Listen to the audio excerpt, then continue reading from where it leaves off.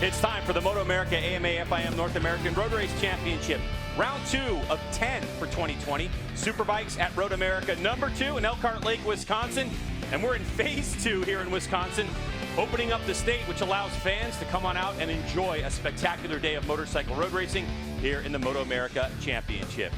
Hello, everyone. Welcome to the broadcast booth. I'm Greg White, standing alongside Jason Pridmore, who's won 2 world titles in his day. And Jason, here in Supersport, we knew the name Sean Dillon Kelly. We expected him to come out of the box and swing hard, but we have an emerging star in Richie Escalante. Yeah, new team for Richie Escalante. We've seen him in the series for a few years, Greg, but he jumped on this new Kawasaki 636, new to the series for us anyways, with this Honos team. Comes here, gets pole position, and really dominated the whole weekend, doing the double, winning both races by wide margins. For Richie Escalante and his team, it has been an outstanding year so far. It was Richie's first race win on Saturday last time we were here, and then on Sunday he does the double. He's enjoying that Kawasaki without question. But Jason, this series is all about marching up the ladder. Yeah, you can see here he finished 6th overall with a couple podiums, and 18, 19 got a little bit better. Then he comes here and right off the bat wins a couple races. And when you're young and you learn how to win, that's part of the process. So he's going to be ready to try to do that again this weekend for sure. His number 1 competitor, Sean Dillon Kelly, last time we were here at Road America number 1, had an up and down weekend for sure. We had a chance to catch up with him to find out how he's doing. Definitely feeling sore after the race 1 crash last weekend out, but just happy that I wasn't, totally injured, and I just had a sprained wrist that I had to recover from. It only took a week and a half or so. We didn't, think of having the 0 points on Saturday, so we went for what we could on Sunday. Just rode it out to the end of the race, and just happy to at the end, go with the 20 points, considering that second place got disqualified, so we got bumped up. But 3 weeks in now, feeling super healthy, and just happy to be here, feeling good. Another superstar in our sport is Brandon Paasch, but although he had a couple podium finishes last weekend, there was a bit of drama. Let's check in with the third member of our broadcast team, Hannah Lopa. All eyes will be on Brandon Paasch today, as he has some points to make up after an unfortunate DQ from the second race at the first round. During post-race inspection, technical control will perform random checks. In this instance, they chose to weigh the top 5 motorcycles in the class and discovered that Paasch's motorcycle was under the minimum weight requirement for the class. Per the MotoAmerica rulebook, there's no tolerance on minimum weight, as it's considered a performance advantage, so race direction had no choice but to disqualify his times. When I spoke to crew chief Robin Hawley, he told me they put a new radiator on the motorcycle for the weekend that will help add some weight. They also brought the bike to the scales first thing this weekend to ensure that they were in compliance with the rules. The team feels very confident in these changes, so we'll see how the weekend shakes out for them.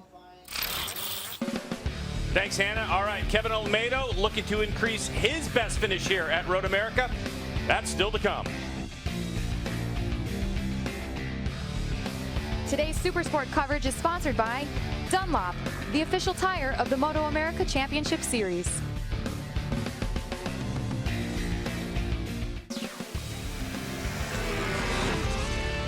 Here he comes, Richie Escalante on the Honos Kawasaki. Over the hill, he'll take the checkered flag, his first in MotoAmerica Supersport competition. Congratulations, Richie Escalante. Here comes Richie Escalante, the 25-year-old, up the hill and towards the checkered flag. And he'll take race win number 2 on the year in only the second race of the season. Back in Elkhart Lake, Wisconsin, Road America number 2.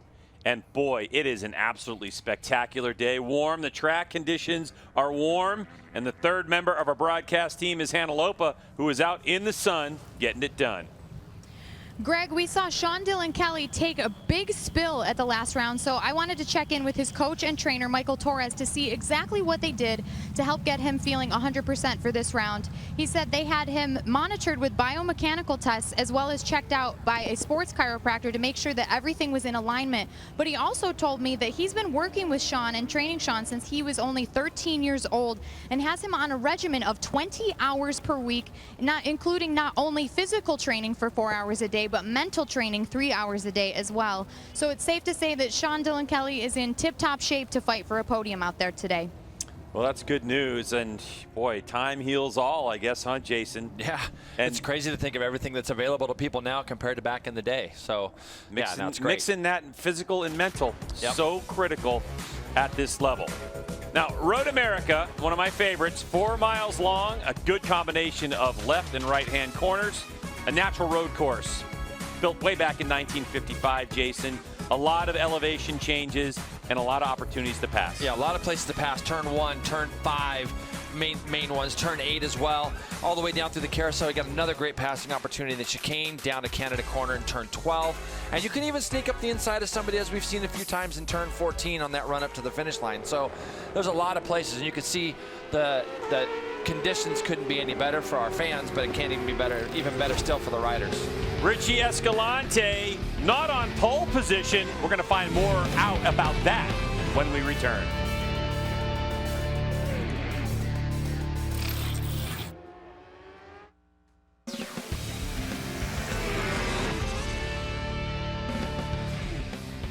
Welcome back.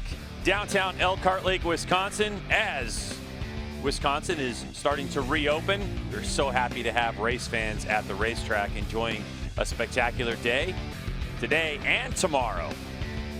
Here's a look at some people camping around Road America.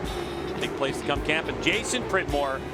It was Sean Dylan Kelly who was able to put it on pole position, just a tick in front of Richie Escalante on his last lap of qualifying. Last lap of qualifying, Greg. Brandon Paasch rounds out the front row. Aguilar, and then Benjamin Smith, Nate Minster, second row. Then Almeida, Lampkin, Silva, Thermiotis, Fernandez, and Soltis will be in rows 3 and 4. Row back to row 5. Xavier Zayat, Nassani, Coleman.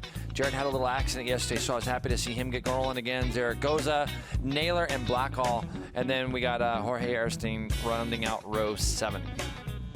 Talented field of riders in Supersport, and of course, all ages coming out to participate in MotoAmerica Supersport class. 600cc base machines that you can buy right off the showroom floor, Jason, and then you can do slight modifications to it and come out racing with it. Yeah, and what we're really looking for here in this class that's been so competitive for so many years, is seeing if these guys can close that gap again. We saw Brandon Paasch doing that a little bit at the last round, and today he jumped up to third very late in that session at a 20.7. Aguilar 20.7, Benjamin Smith 20.8, Minster 21.0. So those guys are all so close together. And then you throw Kevin Almeida in there, who's 7th, but he had a pretty big tumble in that session earlier today. He even brought out the red flag. He looked like he was okay. And I believe I see him right there on our screen that just went by.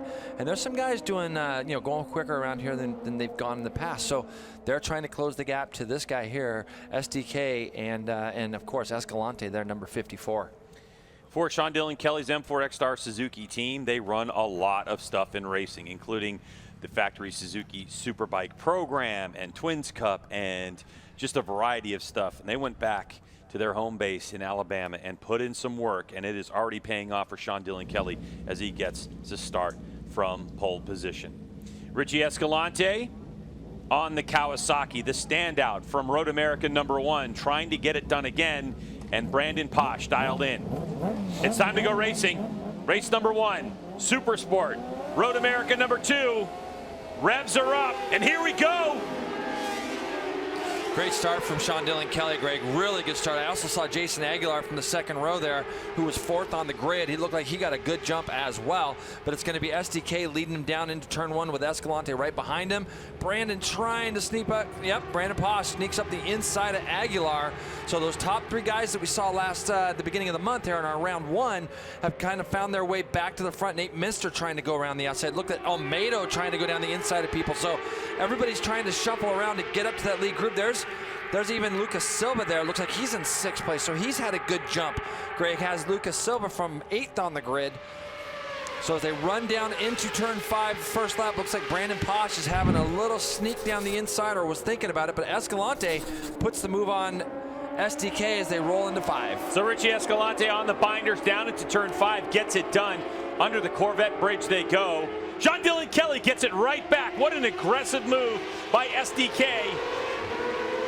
Well, I think round 1, Greg, we saw Escalante lead the majority of the laps, and I know that this team, M4 X-Star team, and Escalante jumps right back down the inside as they go into turn 8. And this is exactly what SDK wants to do. He wants to try to force Escalante into a mistake, and you can see he fights right back. And look at Brandon Paasch now, rolls around the outside of Escalante as well. what's going to happen into the chicane as they come out of the carousel. Sean Dillon Kelly leads on that M4X Star Suzuki. And it looks like Brandon Paasch has gotten around the Kawasaki. He did. Into the chicane they go. Yeah, he went by Escalante at the same time that SDK did out of turn 8, Greg, and then was able to squeeze him around through the carousel. This is that move you talked about on the left part of our screen, going up into turn 6. Very aggressive by these guys in the opening lap, and it's allowing Aguilar. And I've just got to look back to see who's just behind him. It might be Ben Smith. Escalante up the inside. He'll take over second from Paasch. All the while, SDK's having his way as Brandon Paasch trying to get this thing sorted out. His qualifying time, Jason, wasn't, it 20.8. was 20.8. He's all right. But now, we know Brandon. He's a racer. Escalante Another now going pass back for the up lead. underneath SDK. So Escalante really wants to lead this race bad as he gets out over the curbing, and there's 6 guys coming up the front straightaway together. Trying to stretch the legs of the Kawasaki. Richie Escalante, number 54, and that Honos Kawasaki, SDK in tow. So it's Kawasaki versus Suzuki versus Yamaha. SDK goes to the right, but doesn't have the move. Ooh, a little bit of a bobble from Richie Escalante on the front end of that Kawasaki, able to hold it on. And we're going to head down into turn 3. Yeah, now we're going to be able to see they're starting to spread themselves just a little bit. This is that pass going into the last corner. You can see Escalante is able to hold a little bit tighter line, which then puts him in a good spot to go up underneath SDK going into that last corner. Looks like out of turn 3, Brandon Paasch lost a couple of bike lengths. Now Richie Escalante has it his way. How late will SDK, number 40, get on those brakes? He closes the gap about 1 or 2 bike lengths, but Escalante, as he gets to the apex, gets to get on the throttle first. Richie Escalante into turn number 6. What are you seeing right now, Jay? Just look at Escalante's bike looks so good, and you can see right now it must be a red flag. Red flag somewhere, Greg, because you can see all these guys. Yeah, we're hearing it's Kevin Almeida. So red flag situation. Red flag comes out, race stoppage. And this early on. That's going to be, looks like is that out of turn 5? Oh, that is second. Nope, that's coming out of the last corner. So this is going to be a big high side coming out of the last corner. Does he get out on the curbing and then have it flick him? Let's see, Greg. We're looking at the bottom of our screen, trying to see. Yeah, it happened earlier, so it's going to be a big high side coming onto the front straightaway, and he was stuck up underneath the motorcycle. It was. That arm was pinned under there. Look at that. See the very end of this shot as they're coming through that final corner to the bottom part of your screen. Oh, I can hear it. You can hear the thing. It just spun up, didn't it? And you can see he was up in it. Yeah, he was stuck up underneath the bike as he went off the track. So that's going to be coming out of the last corner. So red flag now for these guys. So for Kevin Almeida, that's the second time at least he's been down this weekend, Jason. Yeah, well, he did it a little bit earlier this morning, Greg. And you got to remember, Kevin's coming from that Liqui Moly Junior Cup class that he did really well at the last few years, and jumping up onto a 600. He had immediate success here last year, or last week. Sorry, Greg, I'm going to get it right. Last round. Yeah, a month ago. Yeah, a month ago. He ended up 3rd place in his very first Supersport race. And when you get a taste of that, you want to get back there. And we know he had a frustrating second day. And then now this has happened today. So this is a real shame for Kevin and that whole team. First time joining us for MotoAmerica competition, red flag comes out because the racetrack is deemed not safe to continue competition. So they're going to take a look at what's down in that corner. Get Kevin Almeida handled, get him taken care of, make sure that he's okay, remove the motorcycle, and then we're going to restart. It's up to MotoAmerica Race Control to decide what happens from this point, meaning how many laps will be remaining in this race. 11 laps to go in this one. So under red flag conditions. There's a look, if you're looking at that Arai helmet, by the way, that's on SDK. You can see the back part of that helmet. That's a design you normally see in MotoGP on an Arai helmet. It's a diffuser that helps aerodynamics, which played a huge role in Supersport competition. More when we come back.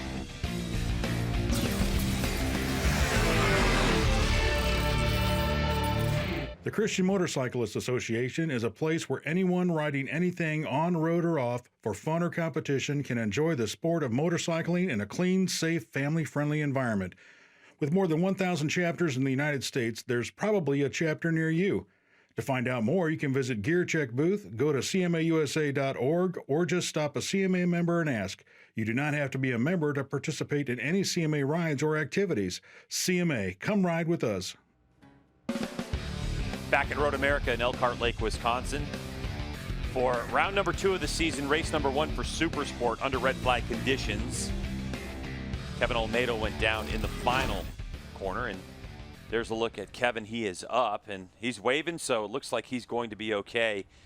Boy, the leathers, as we call them, protective suits that all the riders wear, some armed with actual airbags that are built into the suit, doing its job and protecting Kevin. Let's go down to Hannah in the pits during this red flag condition. What's going on, Hannah? I'm down here in pit lane. As you know, all of the riders return to pit lane during a red flag situation. I'm here with Richie Escalante. Richie, you got a great start. It was starting to get a little dicey out there out front. Tell us about that beginning battle. Yeah, I working hard this weekend. After last race, I take the decision to try something new in the bike. So every weekend, yesterday, this morning, working in the bike. So I back to the normal setting, the setting race in the last time. I'm feeling really good, no? I'm start good. Then Sean passed me. I a little bit aggressive to check my feeling in front, especially in the brakes. So right now I'm feeling really good. So I'm ready to go, you know? I'm happy, and we'll see what happens. Thanks, Richie. Best of luck out there.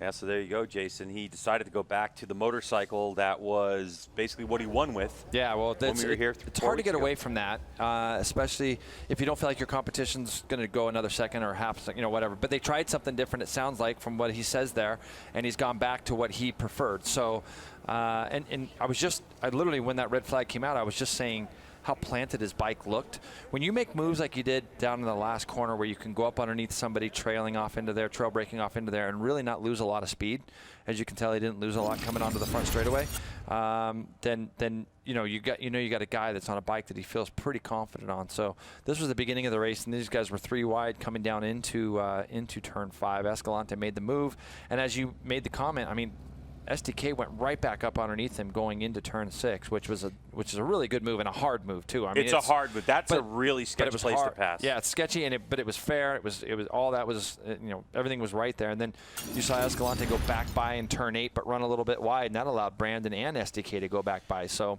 and what makes that so sketchy is not so much like the move itself. It's the surprise for the other rider sometimes, but it's committing because that corner, I mean, you were riding here just a few weeks ago. When you come up over the crest of the hill, that corner goes flat or even drops away a little bit. So it can catch you out if you're not perfectly on the line. And we've seen a couple of those of our top riders actually have that problem, haven't we, over the last couple times we've been here now. So it's one of those places where, when you've got a lot of adrenaline going and you trust your bike, you can kind of stuff it up underneath there. So again, we're going to have to look and see how SDK handles this restart and what he's trying to do, because it looks like Escalante wants to lead every lap.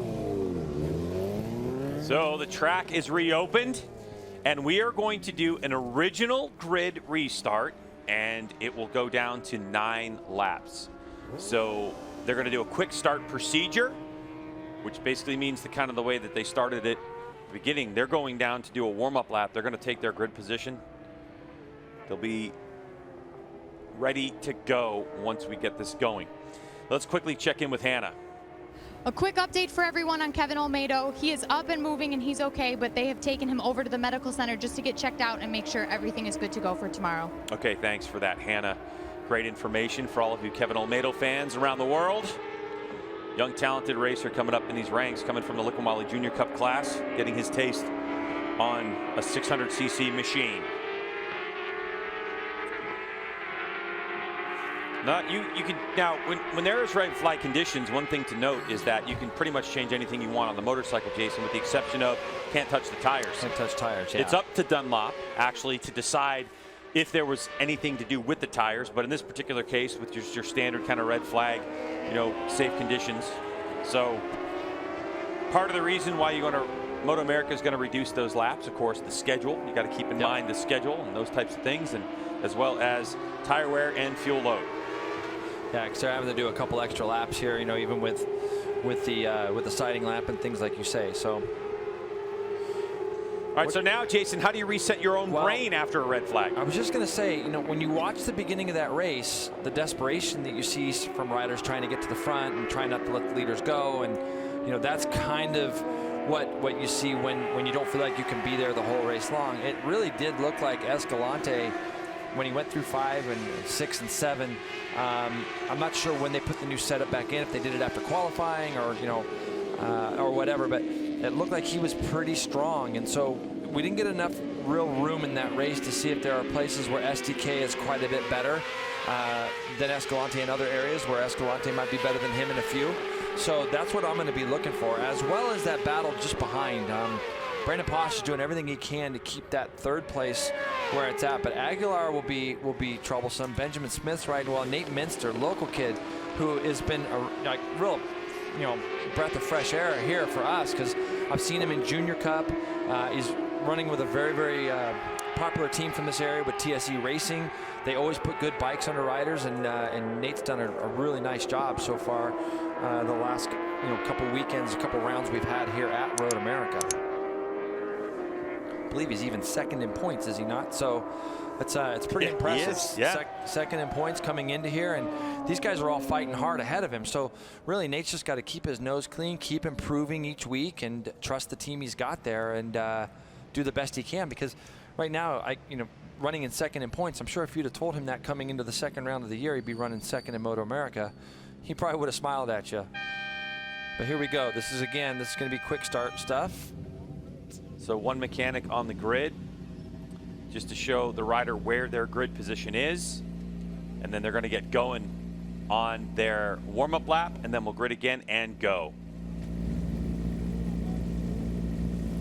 Original grid position. So if you're just joining us, you have Sean Dylan Kelly on pole, Richie Escalante in 2nd, Brandon Paasch. There's your front row. Jason Aguilar, Ben Smith, Nate Minster. Kevin Olmedo was in position number 7, the first one on row number 3. You're going to see that a vacant spot. Nolan Lampkin, Lucas Silva, and on back through the field. Sorry, Jay, go ahead. It's funny to me, Greg, when you get to know people in the paddock, you get to know some of these kids and some of these young men and women that race. It's also funny to me how, as they get further and further up the grid, the confidence level that you see in them, and even on warm-up laps, guys that aren't normally up there are up there just testing the waters and being around the faster guys more often. And that's when you really start to see young people grow in this sport, is that confidence of not seeing somebody getting quite as far away from you as the race before or whatever. And we've seen that already in 2 of our classes. So it'll be interesting to see who's going to be the guy, or who's going to be the person that's going to step up and roll with those first 3 guys from last month. And I think that we got 3 really good cast of characters with Aguilar, Smith, and Minster that have that ability. Obviously Almeida would have been there, but Nolan Lampkin's another kid. He's out here leading the warm-up lap right now, but he's qualified 8th. That's his best qualifying he's ever had. So him and his dad have been doing this series for a long time, coming from Junior Cup, and it's just kind of fun for me to be able to watch some of these guys. In terms of the sharp end of the spear, you have Sean Dylan Kelly, Richie Escalante, and Brandon Paasch. It's only been 2 races. It's early days in this championship, Jason. But Richie Escalante, who's done the double, scores maximum points. But then it's been kind of a strange first round, as Brandon Paasch had a 2nd place finish and then a DQ, so 0 points there. And then, of course, you had Sean Dylan Kelly, who had a crash in race 1 and finished 2nd in race 2. So it's Nate Minster, who is in 2nd in the points, currently 26 behind Escalante. Kevin Olmedo was 3rd in the points, and he just crashed out of this one. So a good opportunity for Sean Dylan Kelly and Brandon Paasch to move up in the order, as well as Nate Minster to possibly climb closer to Richie Escalante. So much to be decided in this race, and of course during the course of this season. Now, the way the schedule works, if you go to MotoAmerica.com and check out the schedule, right now there's a TBA for the final round. So Supersport is scheduled this season to be an 18-round championship, but we're not sure exactly how that's going to turn out. If it's going to stay at 18 races for 9 rounds, or if we're going to go. There's a lot of things up in the air, you know. So. Yeah, during this time of COVID. Yep. So here we go. The warm-up lap is complete. Riders will be making their way to their grid position, and then it's going to be time to get the 2nd part of race number 1 for Supersport underway. Brandon Paasch with another opportunity to get a monster start. Not quite sure if their team had an opportunity to maybe turn a clicker here or there. So I'm doing some stuff in qualifying during that session. They were trying to, they were working on the front of the bike pretty hard. From my vantage point here across the pit from them, I could see some things they were doing. So let's see if it works. Battle of the manufacturers going on right now. Who's going to get the launch? When that light goes off, it's go time. Oh, some wheelies in the back there. Big wheelie from our second place qualifier, Escalante.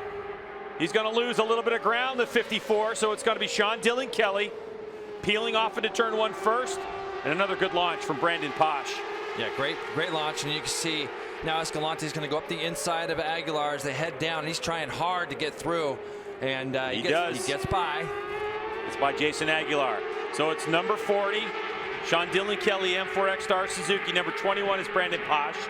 Celtic HSBK Racing Yamaha R6, and that 54, Richie Escalante on that Honos Kawasaki, with Jason Aguilar on the 96 in tow on that Riders Law Aguilar Racing machine.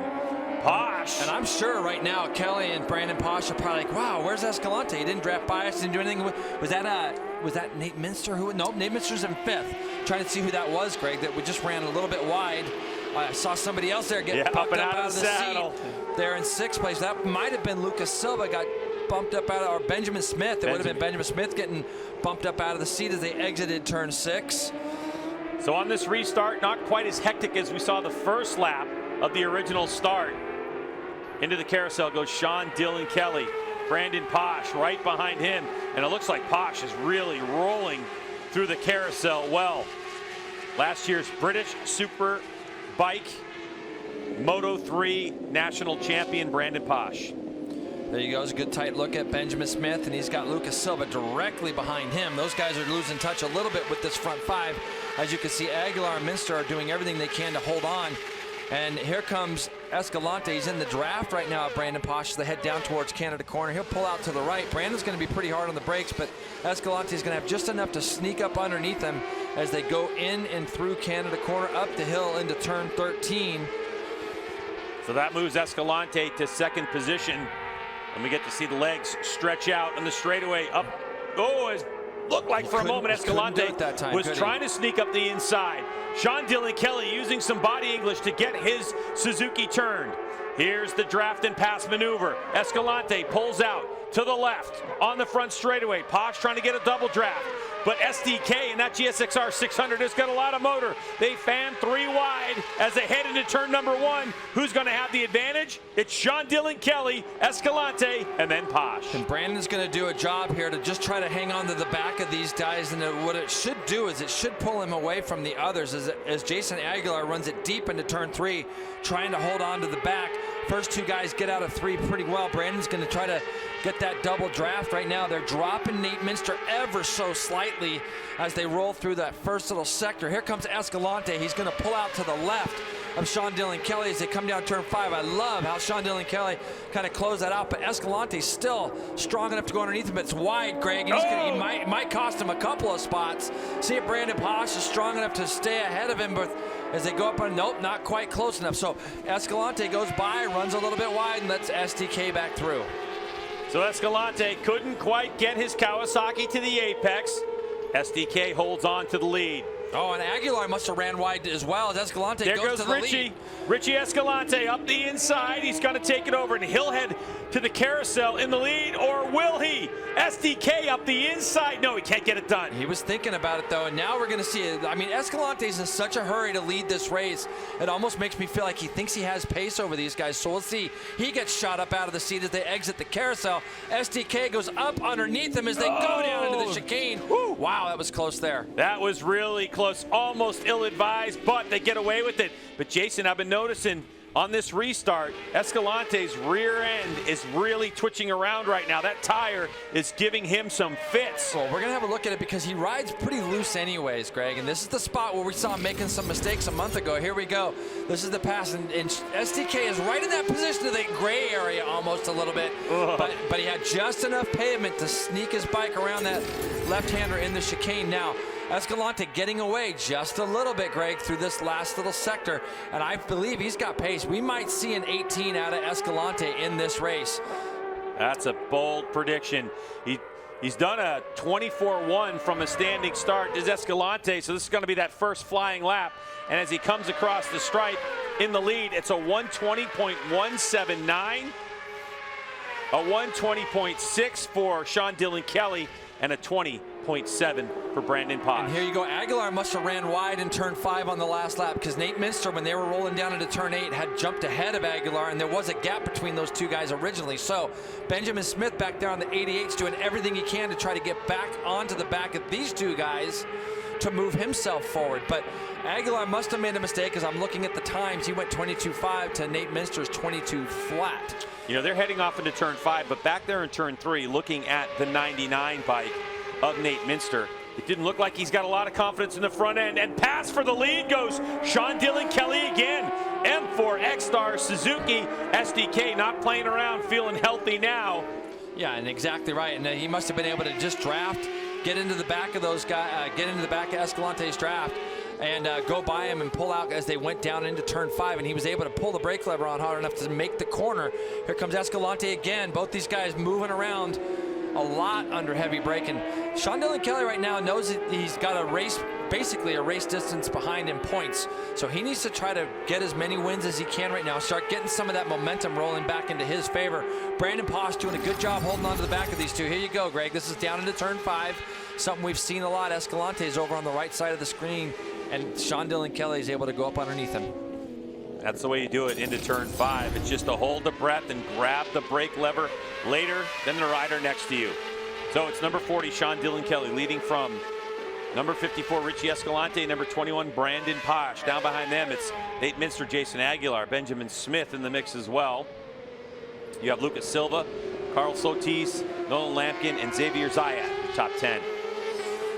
Brandon's doing a lot to try to make up down there in Canada corner, and you can see he's just getting in there so deep, and it's hard to do that lap after lap, but he's managing it right now, Greg. And you can see here's our two leaders coming into the last corner. See how SDK kind of closed off that inside a little, didn't give Richie an opportunity to look up the inside. Now let's see if he's able to just draft right back by. The Suzuki's been pretty tough on the top end. The Kawasaki we know is mean there, but side by side they go into turn number 1. SDK is going to have the line, but it's Escalante. Got a bike length and a half around SDK. So he'll take the spot for the moment. 5 laps to go in this one. Brandon Paasch starting to lose touch ever so slightly. It's just a little bit here and a little bit there. It is just literally just a little bit here and a little bit there, Greg, as you say. So here you go. This is just up that front straightaway. This is going to be just kind of one of those draft pass moves that you see here at Road America down these big long straights. But it's definitely going to give SDK a little bit of confidence knowing that he can draft back by like he showed going down into 5, because I believe, you know, when we came here for round 1, the Suzuki looked a little bit down, and so it's nice to see that he's able to kind of hang in the draft for the Kawasaki now and make a pass, or at least get himself close enough to get up alongside. So you talked about Richie Escalante and him thinking he has pace. He's trying to prove it right now. Trying to snap the will of Sean Dylan Kelly by putting in a hot lap. Last time by, Jason, a 120.2. Escalante with the fastest lap of the race, which was on lap 2 of this one, a 120.1. So not really setting the world on fire necessarily is the pace we have seen in Supersport competition. You mentioned it, the way that Richie Escalante looked like he was riding, I thought he was going to be in the 18s as well. But so far we haven't even dipped our toe into the 19s yet. Right now he's gone, you know, personal best and race best first 2 splits. Look at the 3rd split now, Gray. He's gone even quicker again in the 3rd split. So he's going to be on a lap now that's going to get him into the 19s. He's got to try to keep it clean. This is a battle right here between Nate Minster and Benjamin Smith, running along for that 5th spot. Couple of young men that are that we've seen them come up through the ranks as far as the Junior Cup program here in MotoAmerica, and now they're running themselves in 5th and 6th. And just looking again here, Greg, Escalante has a good first 3 splits, kind of an average 4th split. Actually, Sean Dylan Kelly had the quickest 4th split. Now they're headed up this big straightaway. We'll see what the times will be. Another lap in the books and 19.4. That's pretty close to an 18 you were talking about. 19.4 for Richie Escalante. And he's in wide, Greg. He's in deep into one. And this is the stuff that we've seen out of Richie. He makes a lot of little mistakes, and he allows these guys to get back into the fight. And, you know, we saw it a lot at the last round. And, again, backing the thing in a lot here. And sometimes patience isn't a bad thing. You can kind of see how the race will play out a little bit. I realize he's out there and he's pushing, he's trying to get away, and he's going to go draft right back past Sean Dillon Kelly. But he has a tendency to get into some of these corners and make a few mistakes here and there. Honos Kawasaki rider Richie Escalante retakes the lead. Sean Dillon Kelly. Thought about it. I thought he was going to push the issue thought he was there. going to cross him back over, didn't you, Greg? Yep. That's what I thought as well for a second. It looked like he was just going to go right back up underneath him. All the while, Brandon Paasch is hanging back there. He's right there. And, you know, if Richie can just put a string of laps together and be consistent and just try not to make some of these small mistakes that he makes, it'll make it a little bit easier on him. You can see he can pull away pretty good through turns 6 and 7. I mean, that's just bike handling stuff through those couple of corners. And you can see, I've noticed him a few times this week oh man, he is so close to the grass there. I mean, that is close to big disaster there. That's a matter of not even inches. So yeah, he's got to just be a little bit careful there. Yeah, and that's really what sent him wide. He just didn't have it, and that's just your typical sideways move right there. That's aggressive downshifting for Richie Escalante and getting the front end of the motorcycle a little light. Well, the front end of the bike's actually loaded. The rear of the bike's going light because of that, how much brake he's putting on. Yep. But as you say, Greg, along with getting those downshifts done kind of early, and you can see the bike just kind of backing in there. But it's really gnarly when you get that close to the edge of the track on your entry, especially that grass. All it takes is just a little bit of grass to get under that rear tire. 160 plus mile an hour, 600 cc machines in action at Road America for race number 1 here in the MotoAmerica series. But if you look at the screen again, if you just see what's going on here, that first split is way off, 37.7. I mean, 37 flat for Brandon. But all of a sudden, Escalante puts in the next 2 splits are the fastest of the race. And, you know, I wouldn't be surprised to see this at high 19 or a low 20, even with that big mistake, 20.2. That's with a big mistake. So he is capable of running into the mid-19s. And if he ran a couple of them, he'll probably open up a couple of seconds. Looking at the masterful performance of Richie Escalante, it hasn't been 100% clean by any stretch of the imagination. But now he looks like he's trying to settle into his pace. Maybe you heard Jason talk about just putting a couple of laps together and getting this gap and then going on to management mode. But 3.5 laps to go. Escalante looking through the bubble, heading towards turn number 5. And this is actually where he's really good. Out of 5, through 6, and through 7. You can see the gap he's got right now. It's not really that big. But out of here, and then through this next left and the next right, that gap will probably get a little bit bigger. His bike works tremendous through this little section, and SDK is doing all he can to keep that pressure on. That's what he's got to do, and that's exactly what he's doing right now. SDK goes fastest first sector of the race, which he needs to do, and he's on his own personal best in the second sector. That said, 24.8 for Richie Escalante in the second sector. Sean Dillon Kelly does his own personal best, and it's 0.3 slower. So Escalante's got that second sector down, and you can see that gap now, Greg. He's just starting to get a little bit bigger.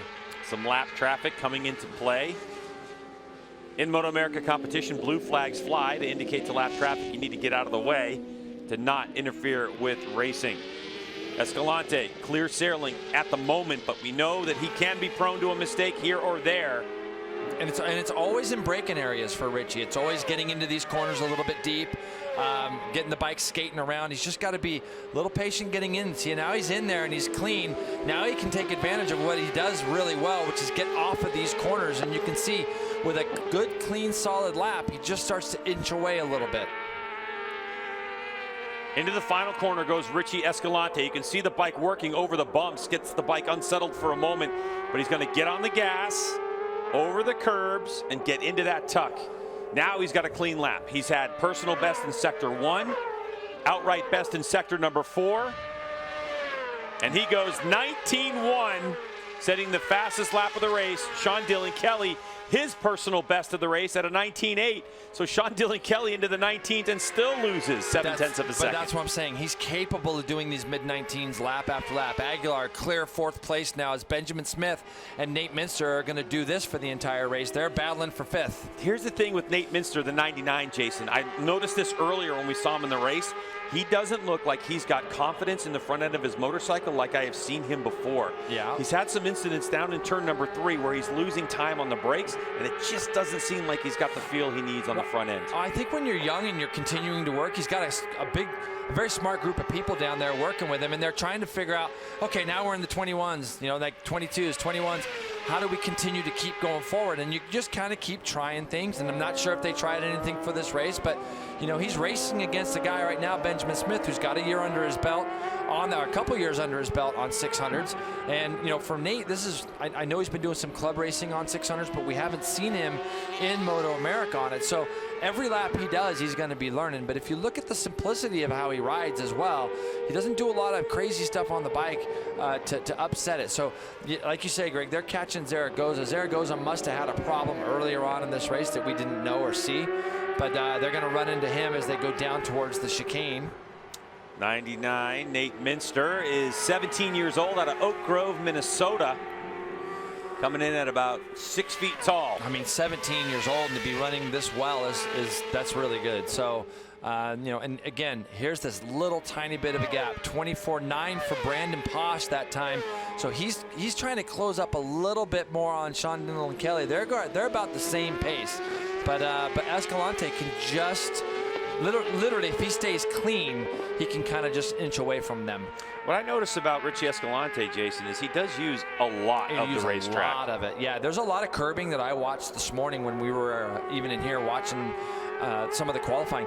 He uses a lot of curbings that I've never seen any rider use here at MotoAmerica. So he does. You're exactly right. He uses a lot coming up out of Canada Corner and things like that.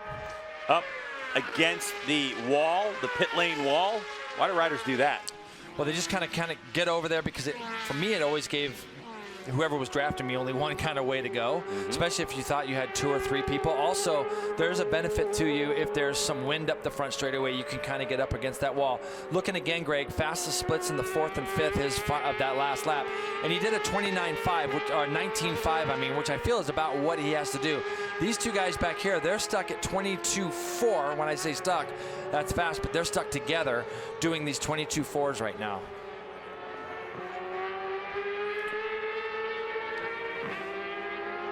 Look over the shoulder to see what's going on. Yep.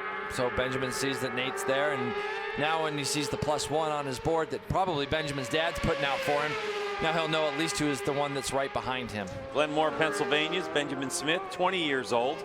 These two riders very similar in stature, I would say.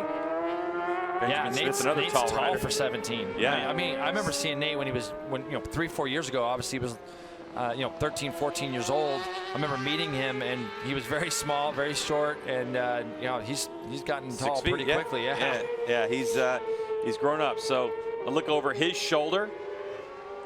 And Jason, there's a misconception, I think maybe, or you tell me, about tall riders on 600cc motorcycles. There's been plenty of tall riders and even larger riders in the 170+ pound range that can win on these bikes. Well, that is no question. That dates back to, even Aaron Yates back in the day was a pretty tall, big statured guy. And we have seen kind of taller and bigger guys. And I think that sometimes you can use your size to an advantage. Yeah, it might hurt you on the straights and things like that, but there's other ways that you can utilize that. Both these two young guys look really good on the bike, just looking at what they're doing. And there's that curbing on the inside coming up the hill out of the Canada Corner that I was talking about before. Never really seen anybody use that much out of there before here at MotoAmerica. But this guy right now, again, fastest 4th split, and I think that mid-19s are good enough to get the job done for him. Will Richie Escalante try to dip into the 18s? He's done a 2:19.1. He did a 19.5 last time by. 19.4. Yeah, it's very easy. White Just flag like you said. last lap, and he's got a guy down there as well with him, Derek Keyes from. Who's worked with Andrew Lee the last couple of years, brought home a couple of Superstock 1000 national championships. And, Derek knows his way. Obviously, he's a Kawasaki employee, and he's working for this team now. And so setups and things like that are probably going to be pretty familiar to he's going to have an idea of what these guys are going to need, and what they're doing here today. You can see it again. Back to the battle for 5th place. 88 is Benjamin Smith, 99 Nate Minster. Looking for that points haul. The difference there is a point. 11 for 5th and 10 points for 6th place. As Jason Aguilar has a lonely ride in 4th, about 6 seconds up the road from this battle. With Richie Escalante leading the way, Sean Dillon Kelly in 2nd, Brandon Paasch in 3rd, Aguilar, and then this battle between 88 Ben Smith and 99 Nate Minster. It's close. These two guys are close. So, I mean, even looking now, Richie Escalante just did his fastest first split on the last lap in the first split. But see how that pans out. These guys are going to battle it all the way out to the end. Nate gets into 6 a little bit wide there, just a little bit. Telling you, front end stuff for Nate. Good news is they go at it tomorrow, and Nate Minster and his TSE crew are going to go back and take a look at it, see if they can make the bike more comfortable for him. After Nate Minster had a great start on this one, faded back to this battle, which has been entertaining to watch as they head off into the carousel for the final time today. Both these guys have been in the 21s. The forgotten guy is Jason Aguilar up in front of them right now in 4th. Jason's ran a pretty lonely race in that spot. Here we go, Escalante coming down into Canada corner for the final time. So Richie Escalante showed up here a month ago on a Kawasaki, the Honos Kawasaki, and was able to get his first win in MotoAmerica Supersport competition. And then the next day followed it up by doing the double. Oh, a big bobble there. Boy, and he's wide. I mean, my heart skipped, but he gets it through the final corner. So now it's all about the right wrist and that motor of the Kawasaki ZX6R. Here he comes. Richie Escalante will win 3 in a row at Road America and take victory in race 1, Road America 2. Sean Dillon Kelly in for 2nd, Brandon Paasch in for 3rd. There goes Aguilar through, and who's going to get this battle? Nate Minster's doing everything he can to get in the draft of Benjamin Smith right now. He's going to get to pull out, maybe, Greg. Let's see. Does he time it right, the 99? And no, he doesn't. It's going to be Ben Smith over Nate Minster by 9 thousandths of a second. Close, close. Then you're going to have Lucas Silva and Nolan Lampkin. Carl Sotiz is going to end up 9th. I believe that's the best I've seen him end up. And let's see who rounds out our top 10. Xavier Zayat rolled into this last lap in 10th place, and that's exactly where he'll finish.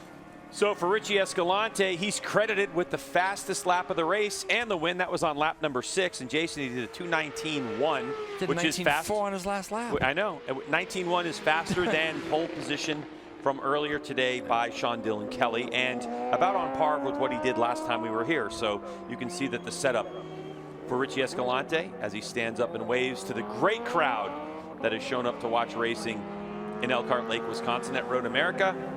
You can hear the cheers appreciating the ride that Richie Escalante put on. Margin of victory, 3.6 seconds.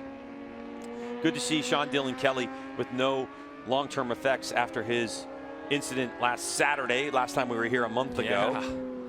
Yeah, and I mean, you got to remember during the off season he had suffered a broken leg on a motocross bike, so he's had kind of a crazy start to the season. Yeah. But it's going to do him some good. He's got a couple second places now that he's going to put towards his points, and there's a long season left. There's going to be plenty of places where Sean Dillon Kelly is going to get some victories this year. So this guy did great too. Brandon Paasch, really nice to see him finish 3rd. More importantly, only 5.9 seconds off the leader.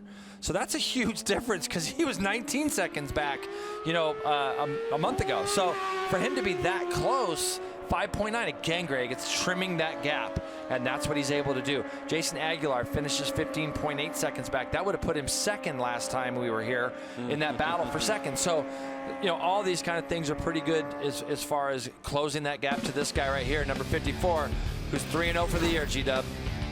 More coming up from Road America in Elkhart Lake, Wisconsin in a moment.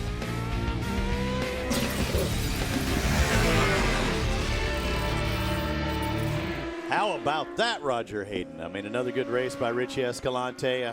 3.5 seconds, but it was a lot tighter than that for most of the race. Yeah, in the beginning, it was definitely a lot closer. Sean Dillon Kelly was right there, and even Brandon Paasch was in the middle for a couple laps. But, once Richie got in the lead, he just kind of gradually pulled away, and he just looks so comfortable right now on his bike. I mean, even his last lap is a 19.4, which is only 0.3 slower than his best lap. So he definitely has something figured out, and he's got confidence on the bike. You can see it when he's riding. And it was consistent 19.5s too. I mean, he was keeping it around that range. He was still pushing. We saw personal best in a sector, maybe a purple in a sector. It's a guy that still likes to push till the end. Yeah, and he just kind of, he managed the race. Whenever, somebody passed him, he didn't freak out. He just kind of followed them, and then once he got in the lead, he Now, here's a pass for the lead. Do you think that bike, the Kawasaki, I know you rode for Kawasaki back in the day, but do you think that bike's faster than the Suzuki as it stands right now? I'm not sure. I mean, it looks like it's just as fast or maybe a little faster, but, the same thing. Sean Dillon can draft by him on the straightaway as well. So, to me, those bikes look pretty even, and Sean Dillon Kelly just needs to, find a little bit more speed. Gotcha there. Looking at Sean Dillon Kelly finishing second once again. He's got to be building confidence as the season goes, and he was fast last year, and we're going to head into more familiar territories for him because some of those tracks he'd never seen before. I mean, I know he gets another chance at it tomorrow, but you can see the confidence starting to build in SDK. Yeah, I mean, a lot of these tracks we go to now is going to be his second time going there, and he's going to gain some experience every single day. That's the cool thing about racing twice a weekend. You get an extra race to race, and then they can work on some things tonight to try to get him even more comfortable for tomorrow. What does Brandon Paasch do? You look at him and his best time, only 4/10 behind Kelly, but literally a full second behind Escalante as far as the best times turn. He's fast. Where's he going to? Do you notice anything? Is there anything that you can point out that he needs to work on? No, it just looks like it's just kind of a little bit everywhere. And, that deal only came together for Brandon Paasch a week right around when the season started. So he's got no testing time on the bike. And so it's going to take him a minute to figure it out. And the team's going to have to figure it out as well. And they're going to have to work together. And, they can just build on these podiums that he's getting, and hopefully be able to, push the top two guys. Jason Aguilar kind of had a lonely race back there. He finishes fourth, but he's 15 seconds. He's about 10 seconds behind third. He's 7 seconds ahead of Ben Smith-Minster. Smith and Minster had a back and forth, and it came down to the wire. That's the way you want. That's the way you expect here in Supersport. And Minster's impressed me. I didn't know where he came from, but he's definitely here for real. He's definitely impressive for a guy that doesn't have a lot of time on a 600. Benjamin Smith has been in the class doesn't have a ton of experience, but a couple years. But Nate Minster, he got fourth, I think, the first two races, 6 and this one. So he's definitely improving, and, he's going to be one to watch. Hopefully Kevin Olmedo, he had that incident at first. Hopefully he'll be all right and be back for tomorrow's race. But so far it's been dominance from Richie Escalante. We've had 3 races in Supersport here at Road America and 3 victories by Richie Escalante. One more day still to go. Today's Supersport race coverage has been sponsored by Dunlop, the official tire of the MotoAmerica Championship Series. Back here at Road America, Elkhart Lake, Wisconsin. Final results for race number 1, Richie Escalante. He'll log 3.6 second margin of victory. Brandon Paasch in third with Aguilar, and then that great battle between Ben Smith and Nate Minster. Lucas Silva gets a 7th, Nolan Lampkin in 8th, and Carl Soltis in 9th spot. And Richie Escalante all smiles after that victory. It certainly was not easy after the initial start and then the red flag restart, and he had a battle on his hand with a couple of mistakes. Ratcheting on back through the rest of the field, it's time to get down to Hannah, who's in winner's circle. Greg, Richie Escalante is 3 for 3 on wins this season. Now, Richie, you fought very hard, very early on, and again with the restart to try and break through Sean Dillon Kelly, and ultimately you were able to overcome him and pull a gap. What was it that gave you the confidence to do that? Yeah, today, especially this weekend, working really hard in the bike, so try the decision to change something, to try to improve. So many things. Back to the normal bike, to the Road America one, so feeling really good too. And the race, very difficult, I think every race, these guys is coming, so I need to working for tomorrow. I'm really happy to 3 wins in a row, so we'll see for tomorrow. Thanks to the owners, Grace, Kawasaki, all the sponsors, and of course my crew working really good. Congratulations, Richie Escalante. Let's get over to Jamie, who has Sean Dillon Kelly. The difficulty of the race is one thing that Sean Dylan Kelly and his rider coach Mike Torres have been working on. It's the endurance aspect. When you look at yourself now at the end of the race, how much did that help you today? Yeah, definitely. It was a nice race. Good to get 20 points. Always, as a rider, we want the win, right? But we take the positives. We definitely gave a fight today compared to the last 2 times here. So just happy that we showed a little bit more potential. Today I got my first pole position in MotoAmerica, so that's also something positive. So yeah, yesterday we were definitely a little step back from Richie, but we made a step forward today, which is the most important thing. And congrats to him. He's definitely riding good. We have some things to work on that we looked at this race, but overall just happy that we got the 20 points and looking forward to tomorrow. Lots of good things to come. Hannah? Thanks, Jamie. Brandon Paasch takes the 3rd spot and final spot on the podium today. Brandon, you started to lose touch a little bit with that lead group. What more were you kind of digging down deep for to try and catch back up? Yeah, we've been kind of just playing catch up all weekend, just working with the team, working with the bike, and trying to figure it all out. But we're getting closer, and the end goal is to obviously be up there with Richie at the end. But it's good to be with those guys at the beginning, learn a little bit, and yeah, just keep making progress. I got to thank the whole Celtic HSBK racing team, Fresh and Lean, Hurrah, Speedy, Evolve GT Track Days for all the track time, and yeah, everyone else. Congratulations to Brandon Paasch, rounding out your Supersport podium. Well, as we look at the championship standings, Jason, you can see the disappointment in Paasch's posture and what he's having to say. Yeah, but he's closed it down to 5.9 now, and again, big guy. He doesn't even like talking about his, how tall he is, but it's a real deal. If you watch him go down the straightaway, his elbows are out a little bit bigger than most. He's going to go to some tracks. That kid's going to do really well at some of the tracks we got coming up. So he's going to be another guy that's going to be up there battling for race wins all season long. Tomorrow, join us right here. Supersport race number 2 will be at 1:30 p.m. on the East Coast, 10:30 a.m. Pacific. Well, we certainly enjoyed that race. Congratulations to Richie Escalante. We expect much the same tomorrow with Sean Dylan Kelly and Brandon Paasch closing the gap. Well, for Hannah Lopa, Jamie Howe, and Jason Pridmore, I'm Greg White. Thank you so much for joining us. MotoAmerica Supersport Race Action. We'll see you soon.